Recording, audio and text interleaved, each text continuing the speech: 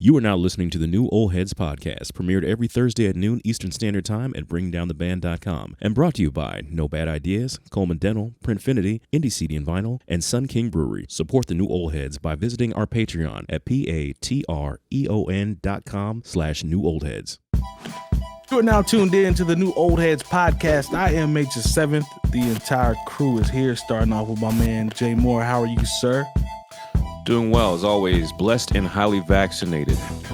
Good to see you as always, sir. Man, DJ Jay Diff, what's happening, man? Salutations, what's going on, fellas? Oh man, I can't call it good to see you. You had to fight through some technical difficulties to get with the squad, so we appreciate you, brother. Appreciate your efforts. Well, when we're all in separate places, we're not on the same frequency, but even the big shows have these type of technical difficulties, but we are here, so let's get it. Yep. Let's get it. Find out the squad with that nice product placement down there. I see you, Lone. You in the commercial live for them bringing down the band headquarters, my man Lonegevity. How are you, sir? Doing all right. Yep. Saw that sponsorship can there. Good job, buddy. No, you didn't see anything. Oh, I forgot. Yeah, I forgot. Demerit for me. Shout out to the chat. The flood. I think the flood didn't give us anything for our first topic. You can't just target him out like that. It's not like exactly. I got you though. The reason I'm saying that is it ain't his fault. I'm just saying he was the only one I saw in there. Flood, we good. Flood. I don't want no beef, no smoke. You was the only one in there. That's the only reason I called you out, brother. Any topics? You got like 12 seconds to throw something. Then we're gonna jump into something else. Yes. If not, we're gonna have to make some stick. So, right. See, Kendall Mathis, I see you. Welcome. All right, man. So I might have to just come off the top with this one. Well, we could also jump into. I mean, we had a handful of topics, and yeah, let's just go and get to the topics. There were some decent ones, even still though, even like the fourth and fifth one. You saw the one about Ceelo. The Ceelo one was interesting. Yeah. So I can pull that one up. So that's a good call on. So Ceelo on IG, Ceelo Greene of the famed Goody Mob and Charles Barkley, and he's had a great individual, just solo artist career. Well, there was a post that he made on Instagram that said, let me make sure I got the right quote. I'll make sure I read it right. It says, "Laugh out loud. Do y'all know my label and management asked me to not lose?" Wrote in the caption. They said no with like 3 or 4 O's. It's your look. What do y'all think about that? So there's probably an answer that would have been received differently, maybe, I don't know, 10 years ago ish, somewhere in there versus now. What do you guys feel about that? Just when you see it and hear him say that his management team and the people around him did not want him to lose weight because of who he is and who he's become as he is. What do y'all think about that? Jay Moore, I'll come to you first. I think there is pressure to maintain an image that you're buying public, when people actually did buy records, or you're streaming public, or however you want to put it now, is familiar with. It sounds crazy, but there were some people who were not happy with Jazmine Sullivan when she lost a lot of weight. Not they weren't happy about her music, but it was like, you represented for the big girls. You know what I'm saying? How you going to lose all this weight? And if people get used to seeing you a certain way, even if it has to do with not necessarily your weight, it could be something as simple as your hairstyle. Like, say they're used to seeing some singer with dreads, and then they decide to cut and get the bald head. They're like, well, wait a minute, we got to reestablish you with the public. Branding. If Lil Wayne got a Boosie fade, that would throw everybody off. Branding is so much a part of, everyone wants to just talk about it being about the music, and yes, that is it, but it really is about branding. And so whether you lose weight, you gain weight, you decide to change your hair, you decide to change how you dress, on a regular basis. People get used to seeing you some kind of way, Yeah. And so that's what is really there's a level of pressure, and like there's a fly in here, that's why I'm doing that. But no, but the Appreciate thing you, is, brother. it's not just like, because I think this is a certain instance where we hear about a man, but I really feel for the women who are in the music industry, because I know the pressure is incredible on them, because like if you're known for being the glamorous chick, no one wants to see you not in full face, in top designer. If you just say, oh, I'm going to come out and I'm with no makeup and then just wear a jean outfit, that's going to drive the people at your record label crazy. Just like when, if say, and I'm not trying, I know, people want to get on Lizzo, and like we've had our criticism here, but say she really decided she wanted to lose 100 pounds. There'd be people who would be critical of her, like saying body positivity all the way over here, and like be happy with you being big and be flying, be big. And if she lost weight, they'd be like, well, what about all that body positivity stuff you were talking? Like, but at the same time, if someone like Megan Thee Stallion, say she gained 40 pounds, like they would be on her something serious. So whatever image you've cultivated and people have become comfortable and familiar with, these record companies are going to want you to maintain that, and it doesn't matter what it is. Check this out though. Candy from Escape responded and said, I don't know what you look like skinny. People just look good with the belly. Was a quote, and he replied, "Oh, thanks." So Ceelo's not necessarily pressed about it, but it's just the idea of saying, "Nah, man, stay." Yeah, that somebody would just bring that up. Lone, what were your thoughts after reading that initially? It's weird. Did you have any? I mean, Jay's points are, those are great points. People do get stuck on images, and and it's weird that it's like factored into like a contract or something, though. I guess I would be curious as to more so of the details of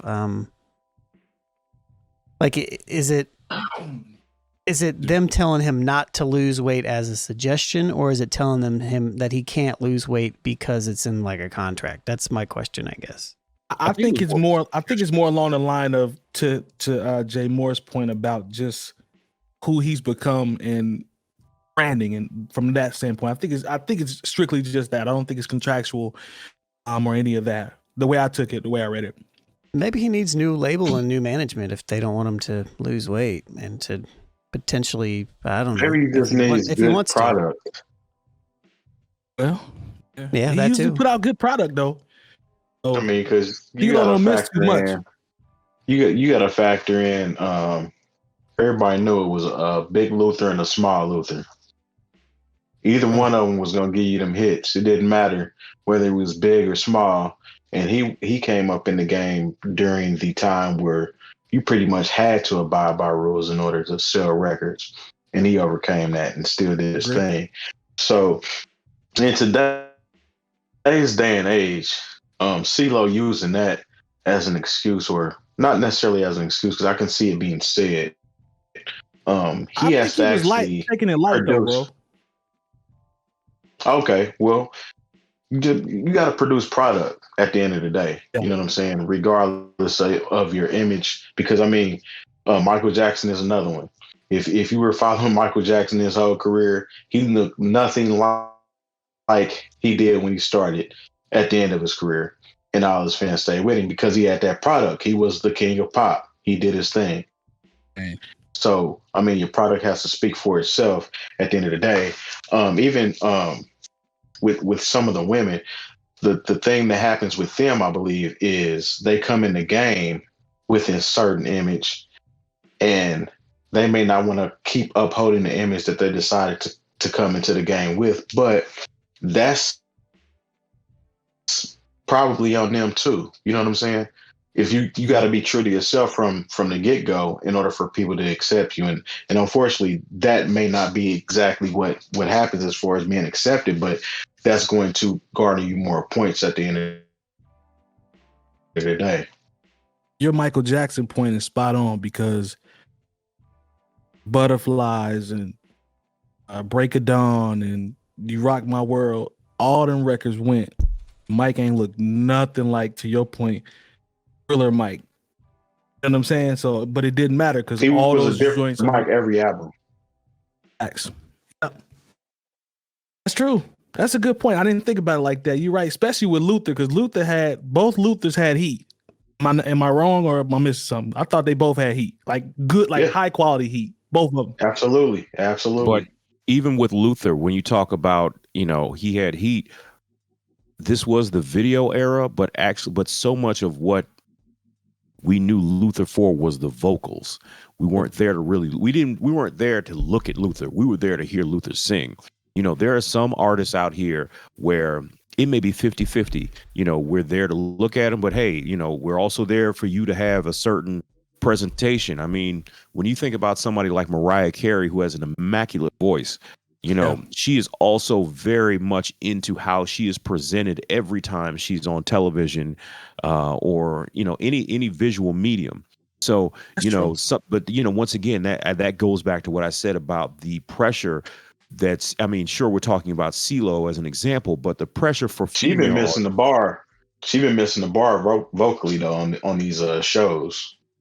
Yeah, I've seen I've seen certain things where I'm like, okay, but like, we still can't say, like, when we heard Vision of Love, it wasn't like, oh, she's just some cute light-skinned girl. She had the vocals to to stand up to just being where we were there for the vocals, like, because when you see her perform, she's a great singer, but she can't really rely on those dance moves either. Some girls got to have that. They got to have such a visual performance that it overwhelms you, because hey, the vocals and the actual singing talent aren't really there. It really think about is a weird balance that that a lot of artists have to deal with, because like, everyone has to bring something different to the table. Think about it, like, from a branding standpoint, like, I couldn't imagine, and I have yet to see this brother in concert, but I actually want to see him at some point. I just don't know where I'm gonna sit at and how much a ticket's gonna cost, but I actually want to see a Chris Brown concert. Like, I couldn't imagine Chris Brown just performing and singing and not going through all the routines and the dancing. Like, that's a part of the brand. He's great at that. Plus, I've seen one. I hadn't seen him live yet. I would like to see Chris Brown live. I ain't gonna front. I think he's an incredible performer from what I've what I've seen online, obviously. So you can vouch for that? Yeah, he don't play no games. His live show it lives up to what it's supposed to be, as far as him being the entertainer. So I give him his props. Yeah. I fool with Chris Brown. I just don't know if I'm ready to listen to 75 songs. That's all I'm saying. Well, nah, he ain't gonna give you that many. He gonna hit you with the hits. I want to say the concert probably was only 45 minutes to an hour long when he actually took the stage. Yeah. Because nobody gives you all three verses of a song anymore, if they even have three verses to begin with. Right. Yeah. But it was good to see Ceelo joke about it. Like, he even made a post and said, "When I lose my stomach, please don't speak to me. Plan on acting funny." He's lighthearted about it, so that's good. But when I initially read it, I was like, "Dang, what we got going on here? That's what we on." But he's being lighthearted about it, so that's what's up. It's a quick read, good read. Shout out to the chat again. I think we got Kendall Mathis and the Flood still in here. I don't see any new faces yet. I'm not sure if we have any lurkers or not, but if you're lurking, appreciate you anyway. Show yourselves in the chat. We'd love to hear from you. All right, so let's go ahead and get into our next topic. Make sure I had everything in order here. Into myself, I'm sorry. All right, so last week we had a very good conversation about the South. We talked about the layers of influence and what qualifies as what in terms of influential and who's the most, and we came up with so many names and labels and producers like DJ Paul and the Ghetto Boys, and you mentioned all that 2 Live crew. I talked to Lone, we were on a post show, we were thinking about possibly having more regional conversations. So with all of us being from the Midwest, I figured we take it to the Midwest from a standpoint of who would you consider to be most influential act out of the Midwest as it relates to hip hop? Or is there one? That's easy. It's easy. Yeah, Talk it's to me. pretty Mhm. To me, who you got? I Yeah. think we all think in the same lane, but talk to me. I'd have to go with Kanye West. Yeah, that's what I was thinking. I mean, if I'm you not think, gonna- just think about his career, like when it started, he came out in what, 04? Yo, 304. 304. 0304 As a solo artist. as a solo Oh, artist.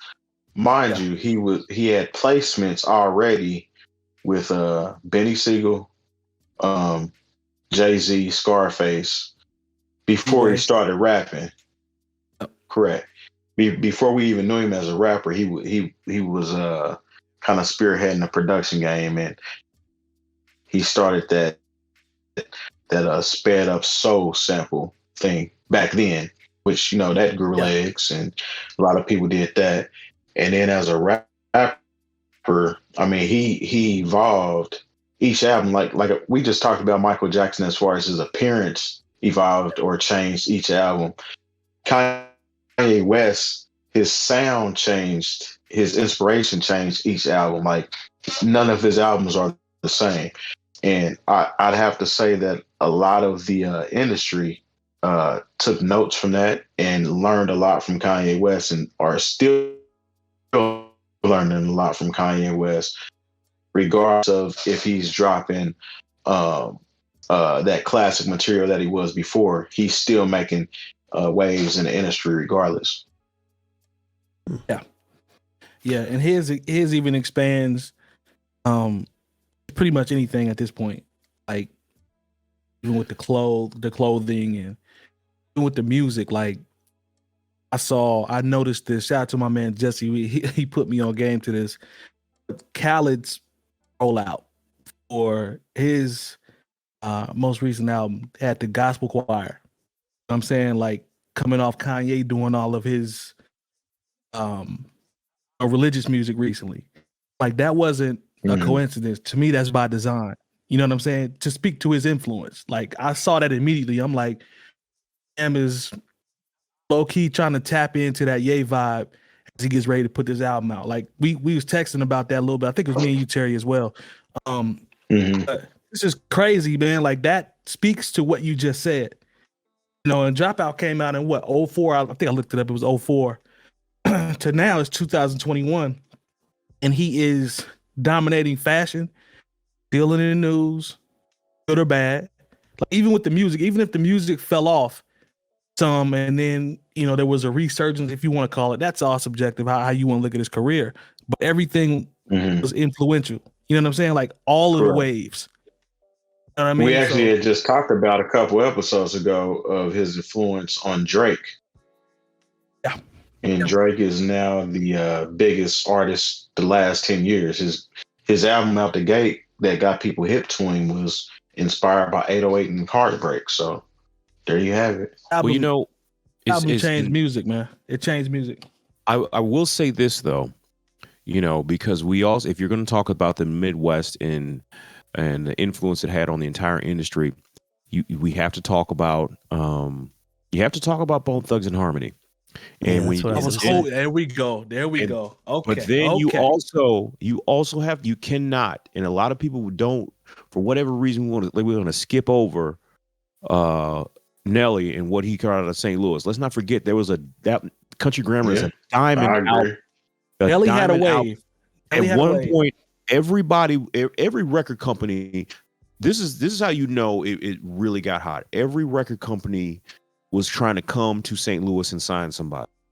Yeah. And a lot of record companies, they're like, okay, we let's see if we get this Nelly vibe, because it's like, don't get me wrong, what Jay and them is doing is cool. That's 2 and 3 million records. What so and so is doing over here, that's 1.5 million, maybe 1 million records. But if we can get something close to what Nelly did and get 10, 11 million on the board, first album out, and then followed up with another like 8 million, then that's what we need. Because if everyone wants old school diamond too. Everyone wants to talk about like the influence that Kanye had on Drake. Look, there wouldn't be like, because you know what I feel like, and I've said this before, there wouldn't be a Drake if there wasn't a Nelly, because Nelly made it to where, you know, even though you found out about some of the wild stuff later on, honestly, like it felt like for a minute, being in hip hop meant you had to have one of the prerequisites was you had to have some sort of life in crime. And here comes just some fun loving dudes from St. Louis who liked sports and wore jerseys and wanted to hang out and smile.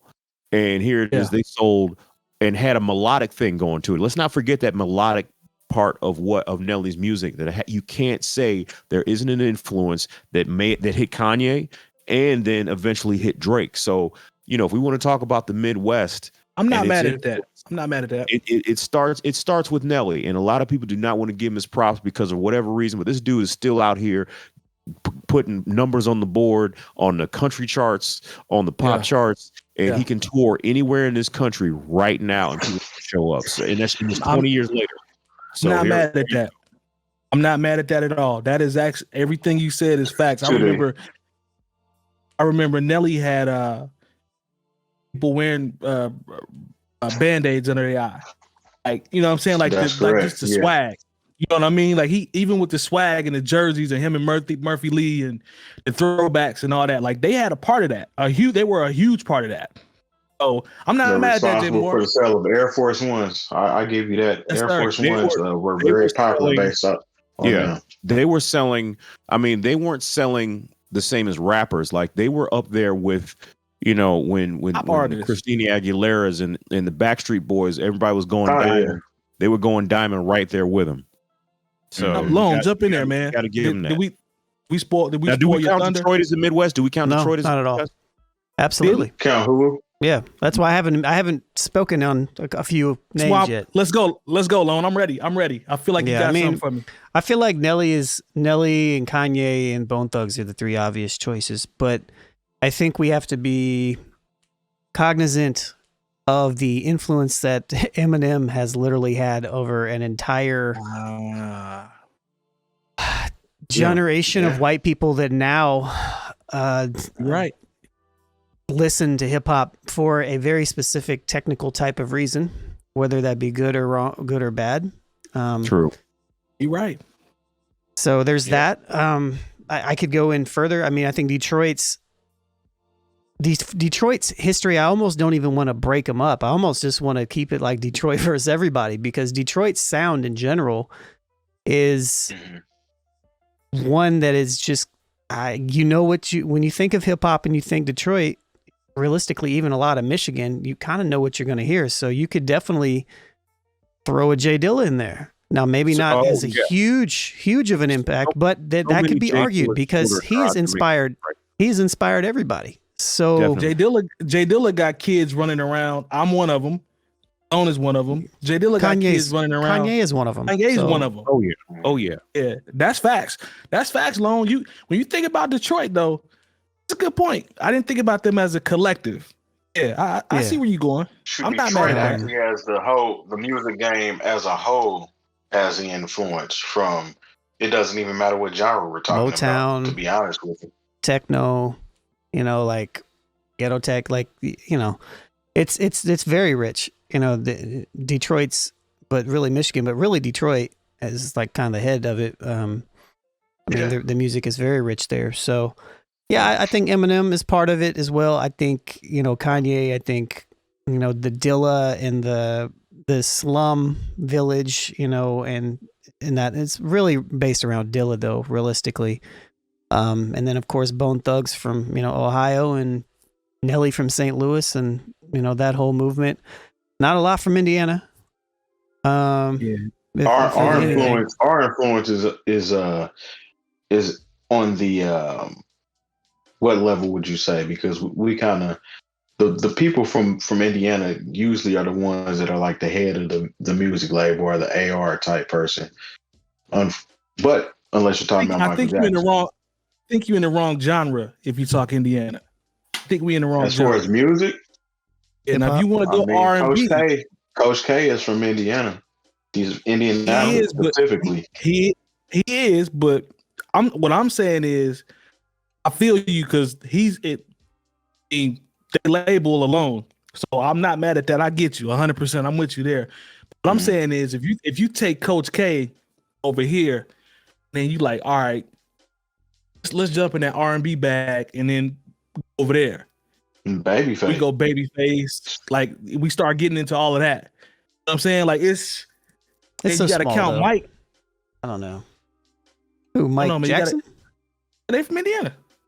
Yeah, they're from Gary. Close, but I got friends from Gary that really, I got a handful of them that really claim Indiana, but the rest of them swear they from Chicago.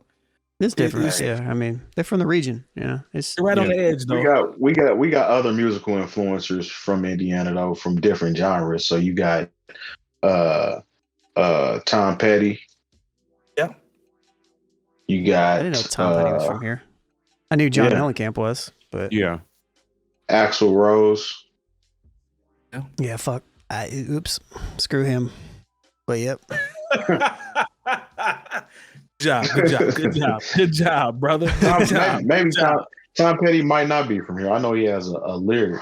Thought he was. That says I never heard anything about that. We sleep. Are we wrong? You know, Jay Moore, I'm coming to you. I'm gonna look that up real quick. Yeah, I'm looking it up now. Maybe he's not. I know he definitely has a lyric that says something about Indiana. He's from Florida. Gainesville, Florida. Yeah. Okay. Gainesville, Florida. I was wrong on that one. Sorry. Oh, good. Blind Melon. Last Dance with Mary Jane. He definitely. That song is fire, man. That song is fire. You hear me? That's a good record right there. Yeah. Yeah. Shout out to After 7 too. But yeah, I think the Midwest has. I don't know if you can really pinpoint it to be like one specific act. It's just the same with that.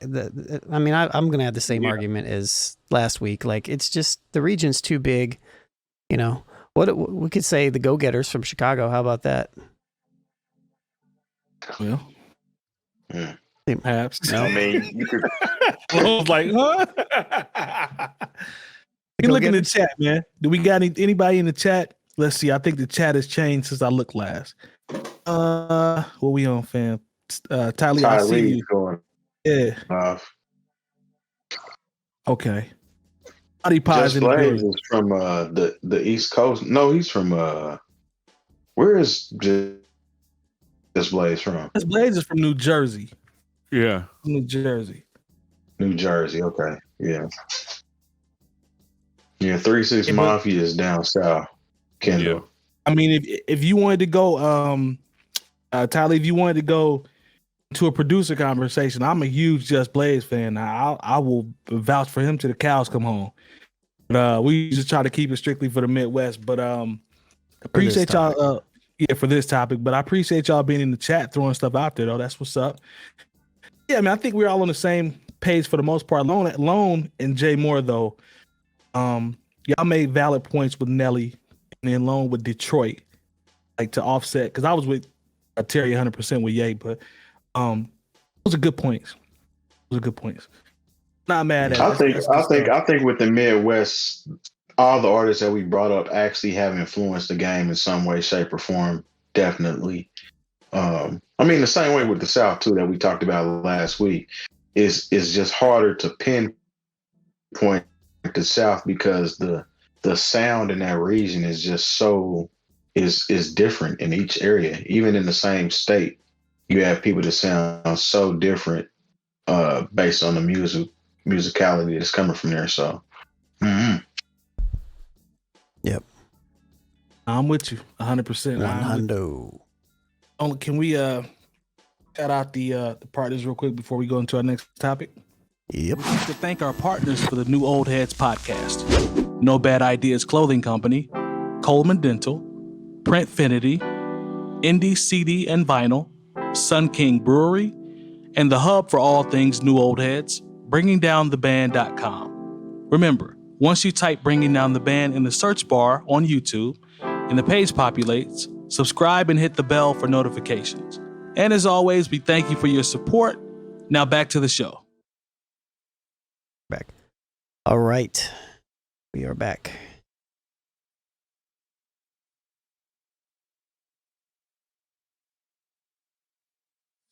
that fly. You guys I'm can't gonna see get it. it. I'm gonna You're get it. listening to us, but struggling right now. I don't think he caught it yet, but at some point he may get it. All right, let's go into. So we're coming off of Eve, if you will, of the Migos dropping Culture 3. Did anybody get a chance to listen to it by no. I did. Anybody get a chance to run it? Yeah, I checked it out. I heard one snippet. I mean, I did like the first song where they flipped the Papa was a Rolling Stone. I did like that. You know, it's a Migos album. Yeah, it Right. is. I think, There- I think it if you like started the off. Migos, you'll probably like it. Yeah, and I think it started off. Some of the I like the production Pop was Smoke record. a little bit different. The Drake record is fire. But then it eased back into what Terry said last week. I don't know if anybody picked it up, but he talked about the same beat. Kind of eased into that about halfway through, and then from then on out, it was pretty much the same thing. But I say that to say there's an article on SOHH that says talking about Culture 3 and trilogies in hip hop. It says trilogies from Jay-Z to Prodigy. It lists some of the quote unquote best trilogies that have come out in hip hop. I'm not necessarily sure if I agree 100% with all of the best ones that they've listed. And kind of go through because we know all of these well. You kind of see what you guys think about trilogies because, as we all know, even second albums don't necessarily work too well. Like you can do a part 1 and mess up on part 2, and when you get to part 3, it's like, so it's either going to work or is it to the point where we're reaching? And then some people go after that. Me is when it gets shaky around 3 or 4. I'm sorry, go ahead, Lone. I was gonna say, are there a lot of trilogy albums? I can't even think of any. Yeah. I'm gonna go down the list of the top ones that they have, and if there's some that you guys think of that's not mentioned, that's cool too. But they started off with Jay-Z. It says Jay-Z in my lifetime. It's saying Jay-Z the Blueprint. Hmm. Do you know he got 3 of those? Oh, okay. Yeah. Okay, I guess he does. Okay. Right. Yeah, so he's got 3 Blueprint albums.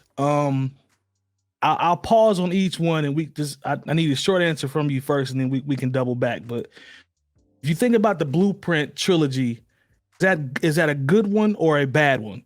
Just off the top of your head, Jay Diff, what you think? Blueprint 1 through 3, trilogy or a bad one? So That's a good or whatever trilogy. you want to say. It's Good a trilogy? good trilogy. Okay. Yeah. Okay. Probably the best You think- trilogy to come out, to be honest with you, I think. I'm gonna Yeah. refute that with one that's on the list, but I'm gonna wait. Lone, what you I think? think Okay. I think in general, it's a good trilogy. Yeah, for the most Okay. part. Yeah. All right, Jay Moore, what you think? You echo that? No, I mean it's especially if you look at it when they went ahead and re-released Blueprint 2 as one disc. And Sure, that's- fact. when they got rid of the joints that weren't really it, and then I like There's Blueprint a lot 3. of fat on part 2. So yeah, that's a good trilogy. It's a really good trilogy. All right. Prodigy's HNIC series. First one was crazy. Yeah, first one was serious. I think it died down a little bit after the first one, in my opinion. So I'm gonna say no. Yeah, 'cause I didn't even know there was a third one. I think I knew about 2, but no. Yeah, I'm gonna Wait, say what'd you say? it's a I'm no in the for me, same dog. boat. What's the trilogy again? HNIC Prodigy. Hmm. This one I'm was not- classic. I don't even really remember 2 like that. I don't remember him enough to answer it. To be honest. That might be the answer. Yeah, You probably. I think you just answered it with that answer. All right, let's keep going. Oh, Jeezy's Thug Motivation series 101. 101 was serious. Okay. 2 was in. 3 was in. Okay. Yeah, I'm cool on that trilogy.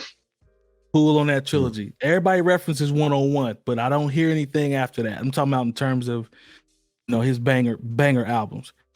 Hey, if recession was included in that, then we would have a conversation here. But unfortunately, Yeah. recession stood on its own. Okay. Yeah, it did. Okay. I'm gonna have to pass. Yep. The bad. Don't listen to Jeezy. Don't listen to Jeezy. All So I right. can't give an opinion on it. It's all good, brother. We appreciate your honesty as always. Jay Moore, you said that's a no for you as well. Yeah, that's a no for me. I mean, it had some songs. It's like the 102 and 103 both had some songs for the radio and had some singles. But as far as full blown projects, I mean, especially when the first one was pretty much front to back to me, you know. Okay. But the other two just don't measure up. Ooh, I have a sleeper, but we'll come back to it. I think I only got one more alone. Okay. No, there's two more. I'm sorry. And then we can get to sleeper. Kanye's college series. Okay, that's where I was gonna go. Yeah. We're going to consider that so we're considering that a trilogy. Looking at it like, I mean, dropout, state registration, graduation. That's how they're looking at it. I'll give it that. I think those are better than the Blueprint series. That's why I was going to come back to you. I would say that too. I mean, y'all give me grief all the time for being a champion for Kanye West. So if I got an opportunity to say that's the trilogy I'm gonna ride with, then I can dig that. I can dig that one. I'm gonna go ahead and say that's probably one of the top ones. Kanye out the gate is I ain't gonna say unmatched, but it's hard. You'd be hard pressed to find a better first 3 albums to come out like that. Listen, that's how good. If anybody ever needs any motivation, the last song on College Dropout, Last Call, actually, the last song called Last Call, when he's talking about how he got his deal, man, if that don't make you want to go hard, because he was literally, I mean, doing whatever he could to get that deal when it happened for him, man. And look at him now. Story is fire. And it sounds good with the beat still playing. Yep. I agree. What's your sleeper? He's in the courtroom wearing Jesus masks. I missed that one. But did you have another one, or was that it? There's one left. I don't want you to forget. You're not going to forget yours. No, right? I'm not going to forget it. No. All right. So the last one is Wayne's Carter series. I think that's a good one to me. I think 1 through 3 is good to me. I think it is good. It's a good series. Yeah, I mean, I got to pass. Carter 1 never been a Wayne fan like that. Yeah, Carter 1 kind of set the pace. Carter 2, he was coming into his own, and then Carter 3, he was pretty much superstar by the end. So that's a good trilogy. I'm not mad at that one. Jay Moore, you mad at that one? The Carter series? Yeah, I don't particularly care for any of those albums. Ain't mad at you. I respect. They have their moments, but like for me to put it up there next with the Jay-Z and the Kanye West, and hell, even to have the conversation with Jeezy, I think they had their moments. I think this is when I've always been, as far as Lil Wayne, I always felt like it was the Emperor's New Clothes, where everybody was saying how great it was, and when you really look at it, was it that good? Especially if you listen to a lot of hip hop. Like I remember everybody was talking about how they were all into the Carter 2, and I was like, I don't know what you guys are listening to. You might be preaching right Carter now. Carter 2 was good. No, I think what grabbed people with Lil Wayne was more so his mixtapes. His mixtapes really accentuated his flowing skills and how he could put words together. The albums were good albums, especially when you consider what they were coming out and what was coming out with. I would hear they were good albums. Like there were a lot of people who didn't want to seem like old man and yelling at Cloud, so they're like, "Hey, but I like Lil Wayne," and I just didn't think he deserved the props that he was getting at the time. And then when I was like, "Okay, well maybe he'll prove me wrong on Carter 3," and then when I hear Lollipop, I was like, "This is who you guys consider the best rapper alive," and I'm sorry, I just can't do this. So Moore makes a very valid point, because I remember the era. We all do. I ain't saying y'all don't. I'm just saying I personally remember vividly when Wayne was on everybody's feature. He was on all the Khaled records. He was putting out albums. All I kept hearing was greatest rapper alive. Like he branded himself as that. He said it all the time on the records. And people really started to believe that mug. Like Wayne is the greatest rapper of all time. Y'all sleep. I don't see it. He's been rapping since he was 8. And I'm like, whoa. I get all the story. 500 degrees. I get all that. I'm cool. No disrespect. Let's calm down now. Y'all giving fam the greatest rapper of all time. This little hot streak. I remember that. Like people was going crazy over Wayne. And like I said, I just didn't hear it. I just didn't hear, like, as someone who was listening to still listening to basically every rap record I could, running a record pool and hearing the underground and things were coming out through the mainstream. I was like, like in Black Panther, I was like, this is your MC? Like, no, I'm not going. And I still don't. Man, you killing me. I still believe now, like, killing him. Like now because Lil Wayne's still putting out these records, and I told you, like, I'm like the last few Lil Wayne records I've been bored by. So that's tough. I can't, Bored you is can't tough. be the greatest at anything if I'm bored by your records.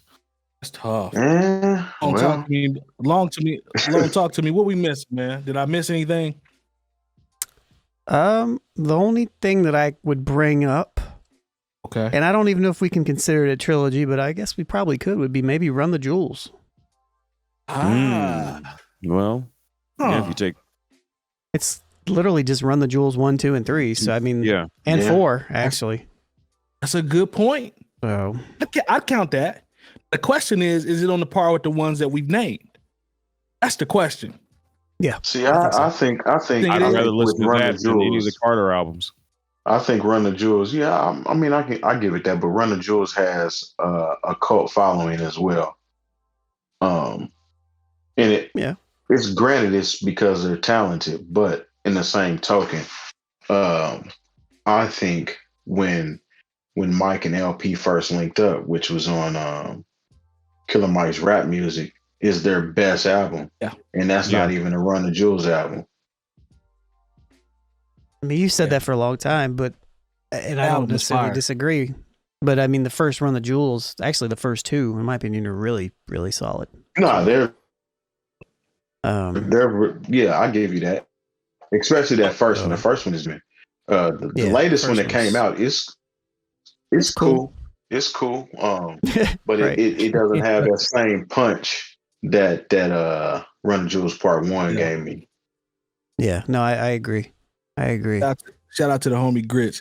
You think you said you think they're definitely in the conversation amongst the rest of these albums that we've talked about tonight that we mentioned? They should be absolutely. Okay. Just checking, brother. Without a just doubt. Checking. If we're talking, if we consider it a trilogy, then yes. Okay.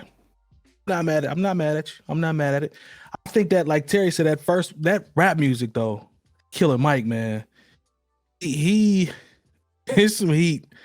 I remember That's a classic album. There, but that's a classic album. Yeah, I'm not mad at you saying that. Yeah, I'm not mad at you saying that. They have not compromised their sound one bit. Nope. And they've only grown. So that speaks volumes. That's a fact. All right. Well, as we transition into our last topic here, shout out to Burrow. I see you. Appreciate you joining us. Heads, we appreciate you, man. He says my lifetime trilogy. My lifetime. Jay-Z. I didn't think about that. I mentioned it. You mentioned it? Yeah, okay, I didn't hear you. That's my the first fault. thing I said. But are there 3 of them? I can't remember. There is 3 of them. I thought there was 2. But. Yeah, it's only my lifetime 1 and 2. I thought there was. Yeah, you're right. Because after because after 2 he started the Blueprint, right? No, because it is because the next album is in my lifetime. The one with Do It Again. Yeah. Hard Knock Life. Yeah, you're right. No, that's on Blueprint. That's on Blueprint, isn't it? No. I don't know.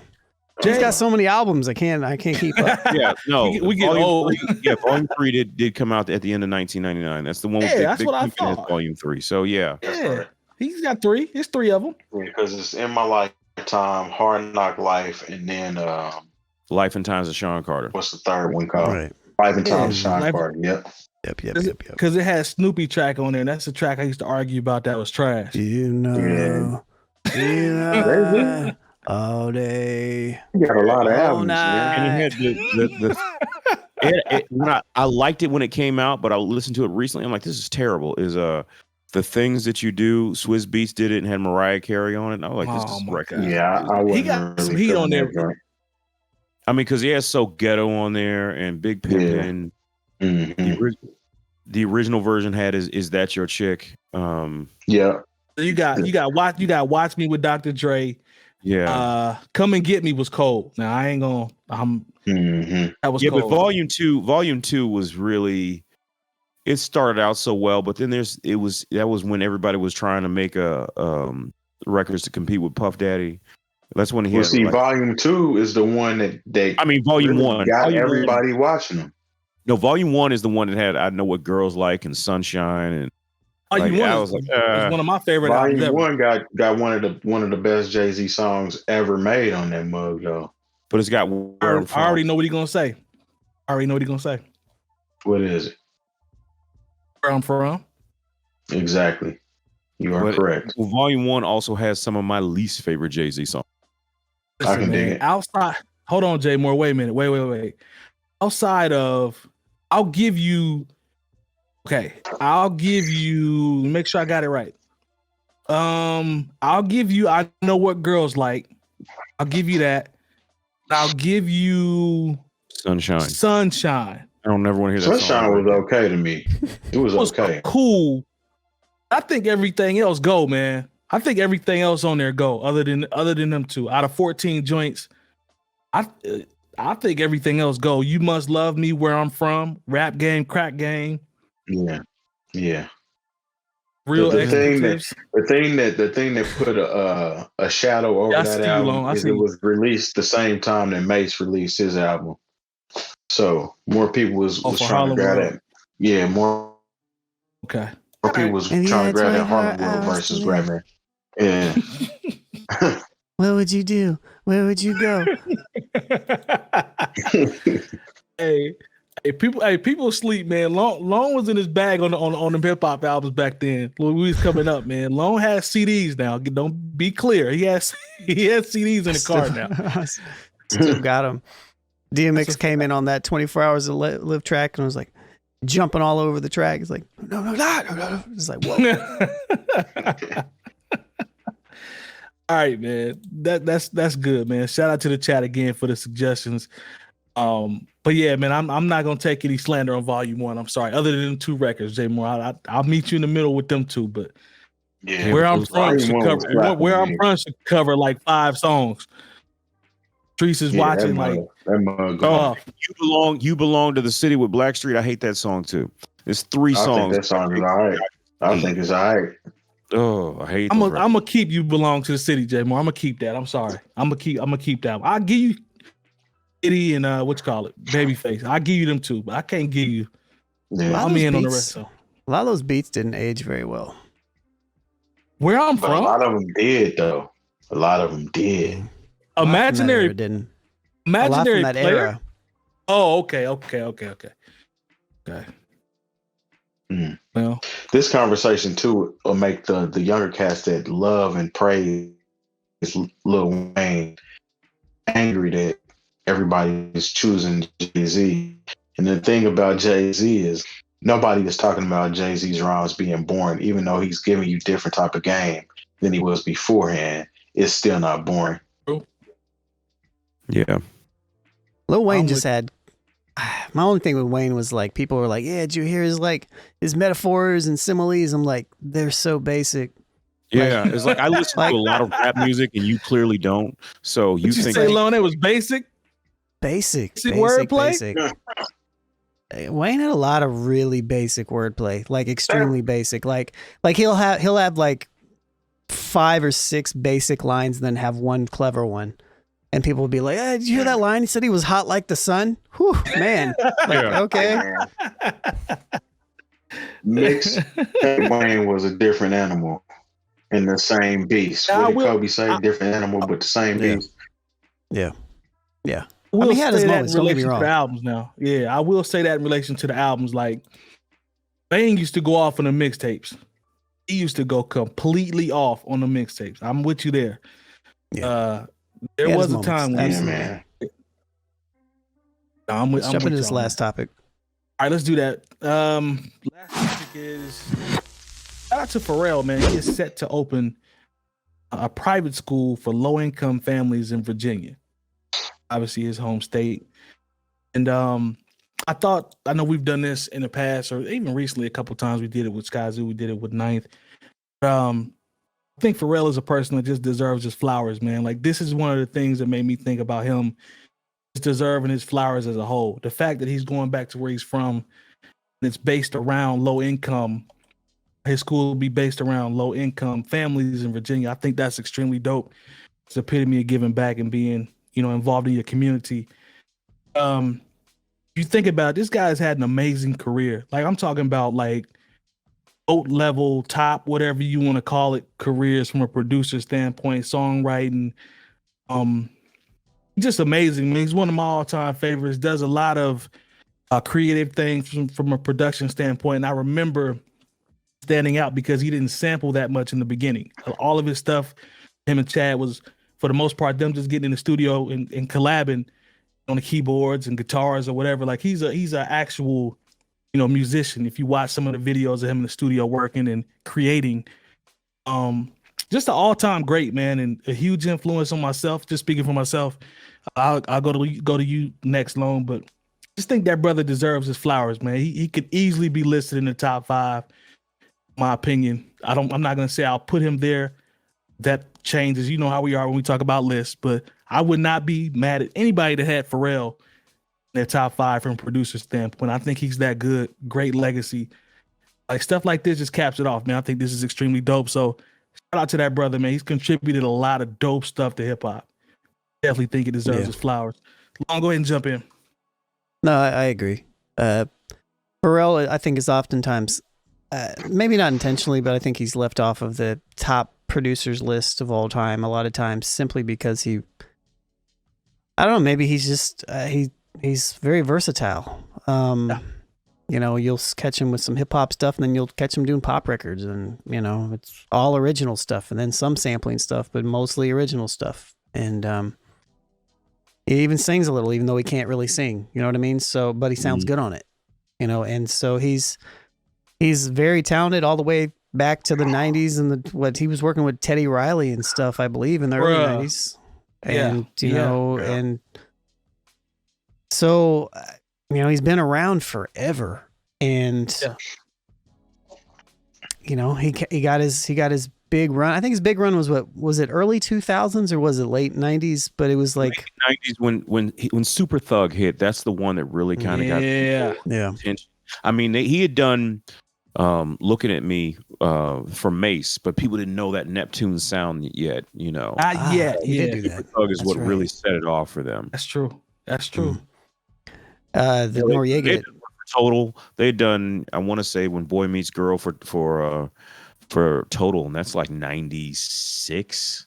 So right. Yeah. So they'd been around for a while. Absolutely. And then I think what probably changed, Pharrell put out a solo album that was really dope. Fire in my mind. Fire. Yeah, that was really dope. But that, and then, working with the Clips, those two things kind of, I think, were his two, I don't know, at least from my opinion, those were like the two breakout moments where I was like, all right, Pharrell is different and he's here to stay. Yeah. Even though he had already been around for a while, you know what I mean? So, but yeah, but as far as all the other stuff, yeah, I mean, that's great as well. It's cool to see artists and just people in general that have means to give back, and fill in where the system is failing. So I don't feel like people should have to do that, but nevertheless, here we are. So I think that's great. I think, this is the thing, like, people are like, oh, that's a feel good story. Somebody comes back to help his community. But, like, honestly, that's not his job. Like, it's kind of like when, there'll be something where, like, a robotics team makes a kid who's, recently paralyzed a mechanical wheelchair. And like they frame it as a feel good story, but it's not. That's basically where the system has failed and people have stepped up to fill in the blank where the system has failed.